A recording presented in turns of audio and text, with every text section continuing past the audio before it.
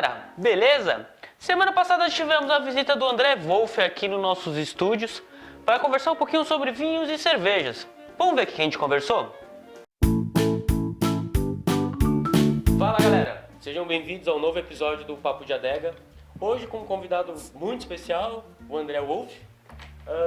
Hoje a gente vai conversar um pouquinho sobre cerveja e vinhos. Vamos fazer algumas comparações, etc.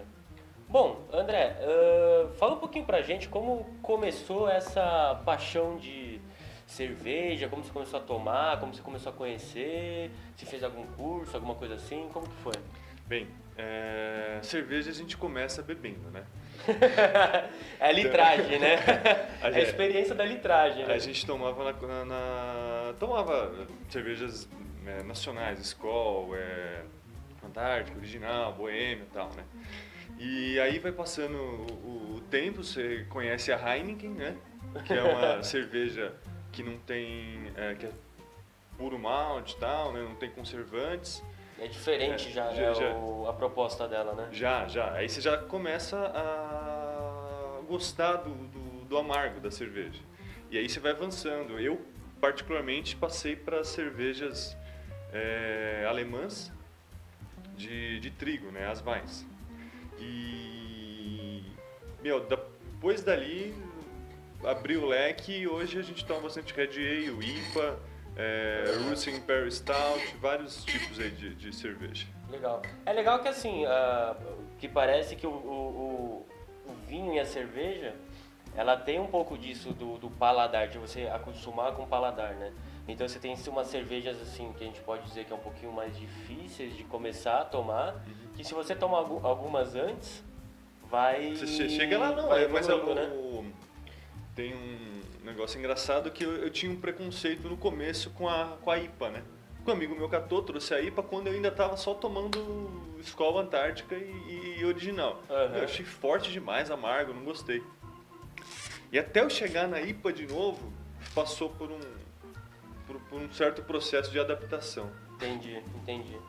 E, pô, que cerveja que você trouxe aqui? A gente abriu, né, um programa de cerveja e vinho. Tem que ter uma cerveja e tinha que ter um vinho, né? Bem, fala um pouquinho da sua cerveja pra gente. Essa aqui é uma cerveja australiana. Ela é da cervejaria Coopers. E como é vinho,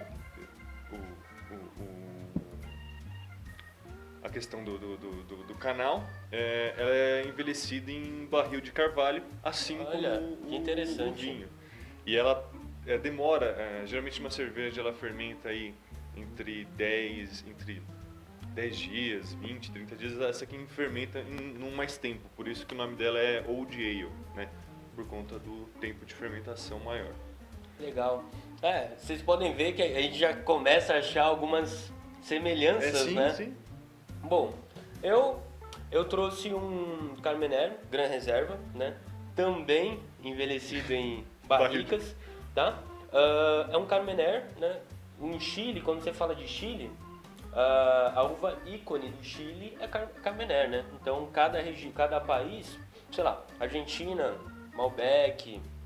No Chile, você fala de Chile, você pensa em Carmenère. Então, tô tomando aqui um Carmenère chileno, certo?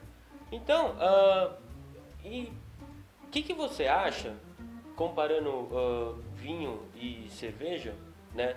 Porque uma grande comparação que a gente tem cultural, etc, é que assim, pô, eu não vou tomar, várias vezes eu vi isso, né? Que tem uma grande resistência da galera pra vir pro vinho, porque toma cerveja, né? Sim, então, sim. é até uma brincadeira, né? De, cerveja contra vinho tem uma certa rixa e tal. Pode ser que sim. Né?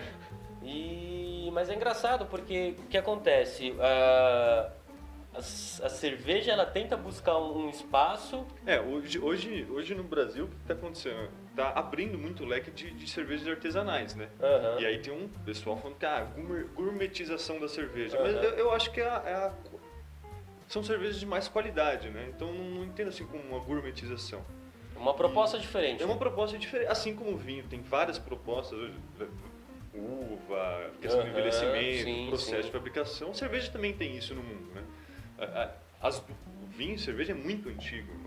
Sim. Basicamente, toda a humanidade ela cresceu. Cada civilização tinha seu álcool, né? Vamos dizer assim. Uhum. E o álcool faz parte da parte.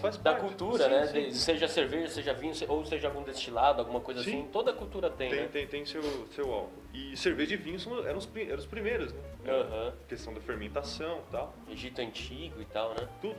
E é a questão Como no Brasil a gente só conhecia, né, as cervejas, a Boêmia e tal,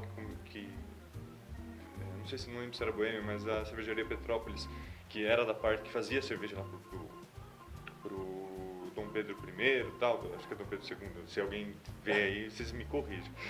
Manda comentário aí no vídeo. Manda comentário. Aí a gente manja de cerveja, manda de vinho, mas de história. História mais ou menos. Mas não é. Aí a gente só ficou com um tipo de cerveja aqui, entendeu? Teve alguma coisa holandesa na Bahia, mas não foi muito pra frente. Entendi. E eu acho que agora, assim, com questão de internet, essas coisas, você vê muito mais coisa. E aí você começa a correr atrás de muito mais coisa.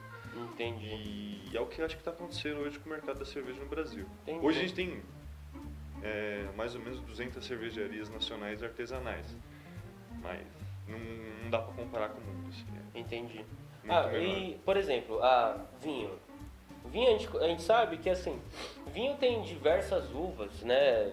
Poxa, uma das dificuldades de aprender vinho é exatamente isso, porque tem uva pra caramba, tem região pra caramba, tem, por exemplo, uma uva que, se ela é plantada num país, ela vai dar vinhos de um jeito, a mesma uva plantada em outro país vai dar vinhos de outro jeito. Então, tem uma complexidade no vinho para aprender vinho, que é o que assusta as pessoas, né? E creio eu vou perguntar isso para você, que a cerveja, ela também tem essa complexidade. Só que às vezes acho que as pessoas ficam limitadas que nem se for Skol, etc., essas cervejas mais tradicionais, ficam limitados a ela, e aí acha que, por exemplo, eu acho, né, me corrija se estiver errado, que tem até um menosprezo comparado com a cerveja, entendeu? Então, eu tô tomando um vinhozinho, né? Então eu sou você tá tomando cerveja, você é botequeiro. Não, mas eu acho que deve ter uma complexidade. Então, o que você acha? Como é que é? Porque eu não conheço, não sei se a galera conhece, mas o vinho tem essa complexidade. Sim. Creio que a cerveja também tem, Sim, né? A cerveja também tem, tanto é que para atingir coloração, a cor de torrefação que vai ser atingida do cereal. Tem os tipos de malte a partir dos tipos de grãos, né? Cevada, trigo, aveia, são cereais que são malteados, né? A gente tem cerveja que vai milho, que vai arroz, né? Por exemplo, a cerveja que vocês tomam, que a maioria do brasileiro gosta, é uma cerveja que vai cereal não montado, ou seja, pode ir milho, pode ir arroz, mas é para ela ficar mais leve, né? Ela vai ficando cada vez mais leve. Mas se você tomar essa mesma cerveja numa temperatura um pouco mais elevada, você não vai conseguir tomar ela, porque o gosto vai estar horrível. Entendi. Isso influencia na qualidade, então? A qualidade do produto, nem assim. Acho que cerveja, nesse ponto, ela fica muito igual ao vinho. Se você errou na qualidade na hora de você fazer a sua cerveja, ou você errou na qualidade de fazer o vinho vai ficar azedo, vai, sei lá. Mesma coisa para cerveja. Se ela contaminar, vai ficar horrível a cerveja que você for fazer. Então, para produzir cerveja, você precisa de qualidade. Acho que assim como para vinho. Você não vende vinho ou cerveja sem ter um processo de qualidade. O que acontece com as cervejarias artesanais é que elas têm muito manual, então tem um contato do cervejeiro e tal. Ele quer fazer a receita dele, quer modificar um pouco aquela receita, fazer uma receita própria, e aí vai abrangindo todo um leque. Eu acho que eu não vou chegar a beber todos os tipos de cerveja que tem no mundo, mas vou beber alguns. É legal você falar isso, porque Eu tive um professor na minha formação de sommelier, né?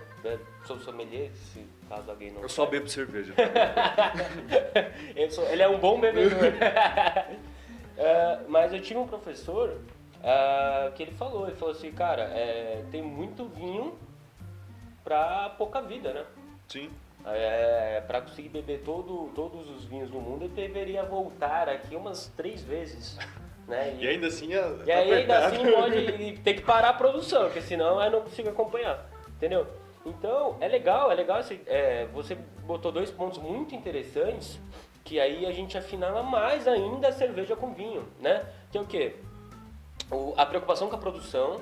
Então, sei lá, às vezes as pessoas, né?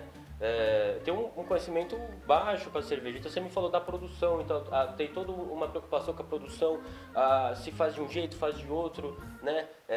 Torra, né? Sim, torra, não torra, o grau de torrefação, etc. Então, se vocês que estão mais acostumados com vinho e tal, comparar, poxa, é uma preocupação igual. Então, você tem uma preocupação com a qualidade, etc. E também a variedade, né, que você falou. Ele falou uma coisa que me lembrou esse meu professor. Você falou, pô, não vou conseguir tomar todas as cervejas que existem.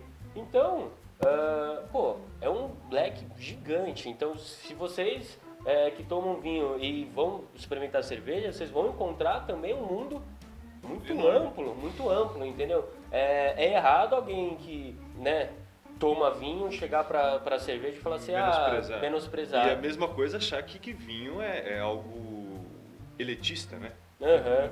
Não tem essa necessidade de vinho, é uma bebida ótima, de ótima qualidade, assim como a cerveja. Cada um tem os seus momentos. Uhum. Agora uma curiosidade, tem vinho que caro pra caramba, 5 mil reais, 10 mil reais, umas coisas meio absurdas assim. Existem cervejas que chegam num grau desse de você ter que vender um carro para comprar uma cerveja? Eu ainda não vi cervejas de valor de um carro, mas tem a Cinque de Bismarck, que é de uma cervejaria, acho que inglesa, e a garrafinha de 300 ml custa R$500 aqui no Brasil. Caramba! Pela cerveja é caro. E tem as cervejas belgas, né, aquelas que são vendidas em garrafas de champanhe, que elas também são bem caras. Por exemplo, tem a Deus e tem uma no Brasil também, que é a cervejaria Walls. Essa cerveja ela faz pelo método tradicional, pelo método champenoise, que eles ficam girando a garrafinha e tal? Eu acho que essa Deus ela é feita pelo método champenoise. Eu não vou dar certeza, mas tem você tem cervejas que seguem esse método. Ah, que legal, aí ó, mais uma... Tá vendo? É muito próximo, né? Então, essa briga de vinho e cerveja não existe, né? É um puro falta de conhecimento. É um puro pré-conceito, né? Ah, legal. Então, fica a dica aí pra galera em casa, né? Então, se vocês tomam vinho e querem provar cerveja, tá vendo? Existe um mundo muito grande também para explorar e etc. E vocês que tomam cerveja, venham pro vinho também. Eu acho que é troca, né? A troca cultural. Então, o vinho, ele tá elitizado, né? E a gente do vinho tá tentando popularizar, né? E eu acho que a cerveja tá no caminho contrário, né? Ela tá muito popular, então tem muito preconceito. Olha pra cerveja, pô, a cerveja é coisa muito simples, é coisa muito vulgar, e ela tá querendo, né, elitizar, mostrar a sua qualidade. Ou seja, vinho e cerveja, eles querem a mesma coisa. Que pessoas bebam. Que pessoas conheçam, né? Preconceitos é ruim em qualquer lugar, preconceito não é bom com nada.